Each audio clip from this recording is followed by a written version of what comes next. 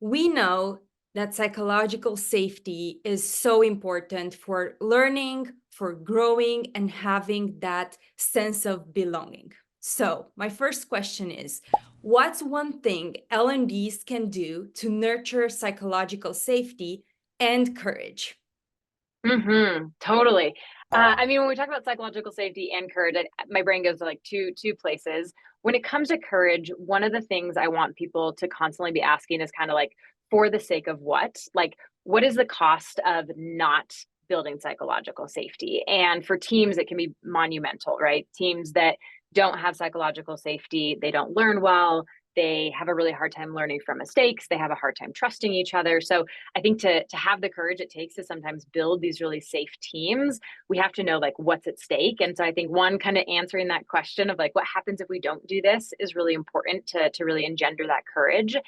And then specifically on building psychological safety, there's so many different things that L&Ds and leaders and folks can do, but I think there is such power in really creating and enabling feedback cultures on teams. And so if you are a leader or you're in a position to train leaders, like getting folks not just to be able to give feedback, but even more specifically, getting them to be able to ask for feedback and be really vulnerable and transparent about what it is that they're working on to get better. It's those small bids of like, hey, here's a thing I'm not good at, I'd like your feedback on it.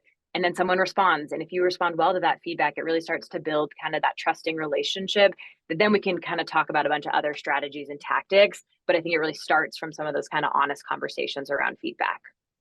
I really like how you frame it as asking for feedback. I think it's a lot about owning your own developmental process. And I think that's so Mm-hmm. important. And I know that so many L&Ds want to nurture that, learning autonomy in their companies. I do wonder, what do you think might be one big challenge that L&Ds might face when trying to build that feedback culture? Yeah, I think there's a couple. So sometimes when organizations or teams I've worked with talk about feedback cultures, it can be like a nice to have type of thing, or like that sounds good. Yeah, we should do that, or it'd be great if we could get there. And so I think one thing I have seen L&D sometimes struggle with is really tying it to like key business objectives and like key business outcomes that are really going to capture like the entire organization's attention. And so I think looking for the opportunity to connect it to something beyond just we want people to have better conversations, like really tying it to what are the outcomes of the organization, whether it's around productivity, around engagement, around retention. I think that's like one piece. The other piece I think is similar is just getting that buy-in from folks that this matters because if you go through a training and you ask your team for feedback and you don't hear anything, it can be easy in that moment to be like, cool, it doesn't work, versus like knowing that like this stuff takes some time, and so there's like consistency of that behavior and to keep showing up, keep sharing, keep asking for it, and over time you're going to see the impact, but it may not happen overnight. So I think kind of having the long game in mind and at the same time really connecting it to things that really matter to the organization as well. Okay.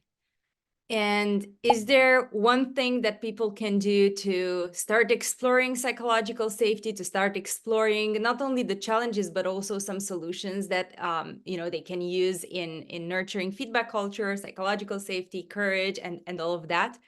Yeah, well, we're doing an event coming up here on May 22nd, so I would say that would be my top recommendation, is to join us for that session. Some key things that I want to cover in that is like, how do we ask good questions? How do we listen well to folks? And then how do we really think about psychological safety? Also, depending on like where your team is at, some teams might have really low psychological safety, and asking an icebreaker question might be a risk for them. And then you have other teams that are experimenting and they're failing fast. And so I think being able to give people some practical tools, also based on like where your team might be at, are some key things that I would love to cover. So I would say join us on the 22nd. Well, I can't wait to learn more from you and to meet everyone. Awesome. Well, thanks so much. We'll see you later.